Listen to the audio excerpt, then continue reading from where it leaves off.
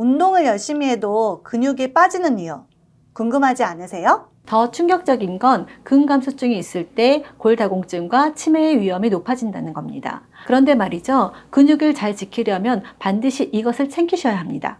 운동만으로는 절대 채울 수 없는 것. 과연 뭘까요?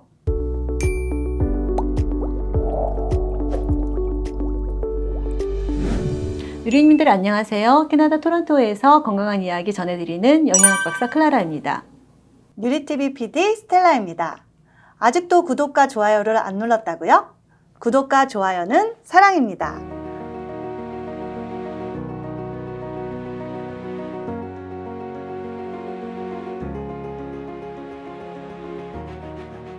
박사님, 우리 단백질이 근육에 좋다는 건 알고 있는데 아무리 이렇게 단백질을 많이 먹어도 근육이 안 붙는 사람들이 있더라고요. 왜 그런 걸까요? 그 이유는 간단해요. 그래서 많은 분들이 잘 몰라서 의외로 많은 실수를 하는 경우가 있습니다. 그 내용은요, 우리가 뒤에 영양제 이야기할 때 제가 자세히 설명드릴게요. 박사님, 그럼 근감소증을 실제로 진단을 하려면 어떻게 해야 되나요? 근감소증은 근육이 줄어들었다고 해서 근감소증을 진단하진 않아요. 근감소증은 근육량이 줄어드는 것뿐만 아니라 근력이라든가 근기능을 같이 체크해 봐야 돼요. 간단히 체크하는 방법이 있어요. 먼저 보행 속도인데요. 내가 6m 정도를 걸어가는데 그 초당 1m 이하이면 우리가 근감소증을 생각할 수가 있습니다.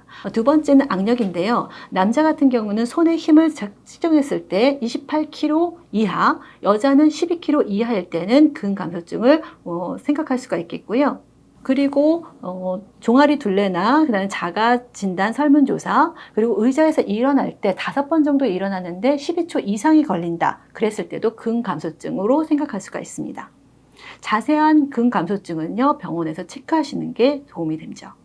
이 세 가지를 종합해서 근육량뿐만 아니라 근력을 체크하는 것입니다. 그럼 그냥 날씬하다고 해서 좋은 게 아니네요. 저는 오히려 예전에는 다리가 되게 튼튼했는데 요즘에 나이가 먹을수록 다리가 더 얇아져서 너무 좋아 막 이랬거든요. 그러면 이게 집에서 간단하게 우리가 이 측정을 해볼 수 있으니까 오늘 집에 가서 이렇게 한번 재봐야 될 것 같아요. 네, 맞아요. 먼저 자가 체크로 내가 근감소증 위험이 있는지 체크하는 게 중요하고요. 그 다음에 근데 여기에 내가 다 해당된다. 그러면 빨리 병원에 가서 체크를 한번 해보시는 게 좋아요. 근데 박사님, 이 근감소증이 근육만 죽는 게 문제가 아니라 치매나 골다공증까지도 걸릴 수 있다고 하던데 괜찮나요? 사실이에요. 근데 노인들한테 더 무서운 건 뭐냐면 이게 굉장히 천천히 진행돼서 아무도 모르고 있다는 사실이죠. 저도 이제 운동을 이제 열심히 하고는 있는데 이게 우리가 측정을 하잖아요. 운동하는 데서. 네. 근데도 근육이 부족하다고 나와요. 그리고 뭔가 계단을 오르거나 이렇게 압을 줄 때도 예전만큼 그렇게 힘이 들어가지가 않더라고요. 네. 이게 단백질을 먹어도 이렇게 도움이 안 되나 봐요. 핵심은 따로 있어요. 근육을 지탱하려면 이것이 반드시 필요합니다. 단백질은 근육을 만드는 재료는 맞아요. 그런데 걔네들이 기능을 하려면요, 크레아틴이라는 성분이 꼭 필요해요. 네, 크레아틴은 우리가 아미노산의 일종인데, 보통 이제 ATP라고 하는 아데노신 3인산이라는 것이 이제 만들어져서 이제 힘을 이렇게 나게 하는 그런 성분입니다. 그럼 이 크레아틴이 우리 근감소증에 어떤 도움이 되나요? 크레아틴은요, 운동을 할 때 우리가 순간적으로 힘을 낼 수 있게 도와주고요, 근력을 높이는 데도 도움이 될 수 있습니다. 그리고 근육량을 높여주고요, 노인들이 근육이 감소하는 것을 지연시켜준 데도 도움이 될 수 있습니다. 하루에 크레아틴 권장량은 3에서 5g인데요. 여기 있는 이제 제품 같은 경우는 캡슐로 되어 있기 때문에 편하게 드실 수 있고요. 보통 운동 후나 식사 후에 드시는 것을 권장드립니다. 박사님, 네. 저 질문이 하나 있는데요. 네. 제가 이제 요새 운동을 좀 해서 근육은 좀 느는 것 같은데 이게 근육통이 너무 심해가지고 막 회복도 느려가지고 사실 막 몇 번 빼먹기도 하고 그런데 네. 이런 건 어떻게 해야 되나요? 그럴 때는요, L-글루타민을 드셔보세요. 선생님, 그러면 L-글루타민은 정확하게 뭔가요? 이게 어떤 영양제인가요? L-글루타민은요, 우리 몸에 필요한 비필수 아미노산 중에 하나예요. 그래서 이거를 먹었을 때는요, 우리가 근육도 빨리 회복되고요, 그다음 근력도 늘어날 수가 있습니다. 연구에 따르면 L-글루타민을 섭취했을 때는요, 근육통을 줄이고 근육이 회복되는 속도를 증가시킨다고 합니다. 그리고 또 악력도, 우리가 이제 손의 힘 같은 것들도 증가시킨다고 보고가 되고 있습니다. 박사님, 그러면 이 글루타민을 어떻게 먹어야 하나요?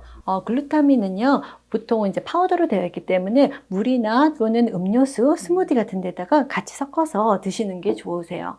그리고 글루타민을 먹을 때는요, 공복이나 운동 후에 섭취하는 것이 훨씬 더 흡수가 빠릅니다. 노년층 같은 경우는 우리가 아침에 건강하라고 이렇게 주스 같은 거 많이 갈아 마시잖아요. 거기다 이렇게 넣어가지고 먹으면 도움이 되겠네요. 그렇죠, 그렇죠. 근데 우리가 이제 근육 얘기를 했잖아요. 네. 근데 지금 들어보니까 막 근육만이 중요한 게 아닌 것 같아요. 네. 저희 엄마 같은 경우는 사실 이렇게 관절이 시큰거리거나 이렇게 뻐근하다고 하시거든요. 그럴 때는 어떤 게 도움이 될까요? 그럴 때는 칼마디가 도움이 돼요. 그러면 칼마디가 어떤 성분인가요? 칼마디는요, 3가지 영양소가 합쳐져 있는 거예요. 칼슘과 마그네슘, 비타민 D죠. 그럼 이 그 칼마디가 근감소증에 어떤 도움이 되나요? 네, 칼슘은 뼈를 튼튼하게 하고요. 마그네슘은 칼슘 흡수를 돕고 근육과 신경 기능을 지원합니다. 그리고 비타민 D는 칼슘 흡수를 높여주고요. 근육 기능도 강화해줘요. 이 3가지가 함께 작용해서 근감소증을 예방하고 근육과 뼈 건강을 지켜줍니다. 섭취 방법은 하루에 2번 아침, 저녁 식후에 한 캡슐씩 나누어서 이제 물과 함께 섭취하시면 됩니다. 근데 박사님, 우리가 근육에 좋다는 음식 중에서도 우리가 평상시에는 이게 좋다고 들었는데 생각외로 독이 되는 음식이 있다고 하던데요? 독까지는 아닌데요. 생각보다 이렇게 내 근육에 도움이 되지 않는 것들이 좀 있어요. 예를 들면 두유나 콩국수 같은 거예요. 두유나 콩국수요? 네. 사람들이 이제 두유나 콩국수에는 단백질이 되게 많아서 좋아요, 근육을 만들어요 라고 하는데 단점이 있어요. 단점이요? 보통 이제 두유 한 컵에는 6g 정도의 단백질이 있는데요. 60kg인 사람들이 이제 내가 필요한 하루 단백질 권장량이 72g 정도가 돼요. 그러면 두유로 그걸 채운다? 그럼 하루에 10잔에서 12잔을 먹어야 되는데 그거는 너무 힘들죠. 그래서 두유를 먹되 다른 음식에 이제 단백질 소스를 같이 먹는 것이 좋습니다. 그리고 콩국수는 또 문제가 뭐냐면 탄수화물이 많잖아요. 그쵸. 그래서 콩물도 있지만 탄수화물 더 많이 먹게 되면 우리가 근육 합성이 저하돼요. 그래서 좋지 않습니다. 그리고 두유에도 당이 있는 경우가 있잖아요. 그래서 당이 많은 두유를 많이 드시면요, 또 근육 합성이 방해가 됩니다. 또 하나, 동물성 단백질은 완전 단백질로 모든 필요한 아미노산이 다 갖추어 있어요. 하지만 이게 식물성 단백질, 콩과 같은 경우에는 메티오닌이나 트립토판 같은 필수 아미노산이 좀 더 낮게 포지션이 되어 있기 때문에 이것은 다른 동물성 단백질하고 합쳐져야지 완전해질 수 있어서 이제 콩만 많이 먹고 내가 근육을 만들어야지 그러면 조금 더 부족합니다. 그러니까 그냥 콩 하면 단백질 이게 무조건 좋다가 아니라 균형 있게 먹어야 된다는 말씀이네요. 네, 맞아요. 우리가 근육을 유지하려면 어떤 단백질을 얼마나 어느 기간을 먹었느냐, 그게 가장 중요합니다. 근데 이제 우리가 근감소증 하면 노년층이 좀 조심해야 되는 걸로 알고 있는데 그럼 저희 같은 젊은 사람들은 그래도 좀 괜찮은 거겠네요? 근감소증은 말씀하신 것처럼 노년에 굉장히 많이 생기는데요. 젊은 사람들도 잘못된 식습관이라던가 운동 부족이라던가 만성 질환이 있을 때는 근감소증도 생길 수가 있어요. 그래서 모든 연령대에서 운동과 그다음에 영양 관리가 굉장히 중요합니다. 결국 운동, 단백질, 영양제가 근육을 지키는 핵심이군요. 그러면 마지막으로 우리가 이제 평상시에 근육을 지키는 습관이 있다면 어떤 게 있을까요? 근육을 지키는 습관 의외로 간단합니다. 첫 번째는 우리가 매일 단백질을 섭취하시는 것이고요. 그 다음에 15분 동안 햇빛을 쬐는 것, 그리고 근력 운동을 꾸준히 하시는 겁니다. 첫 번째로 우리가 단백질이 얼마나 필요하냐면요.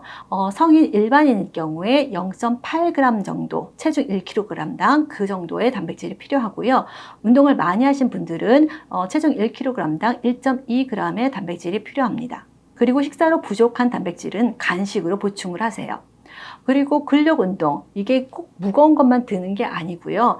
우리가 스쿼트를 하거나 의자에서 우리가 일어나는 것들, 그런 것들도 충분히 근력 운동에 도움이 될 수 있으니까 꾸준히 해주시길 바랍니다. 그리고 햇빛을 쬐면 우리가 칼슘 흡수가 많아져서 근육뿐만 아니라 우리가 뼈도 튼튼해지기 때문에 이 3가지를 함께 하시는 게 중요합니다.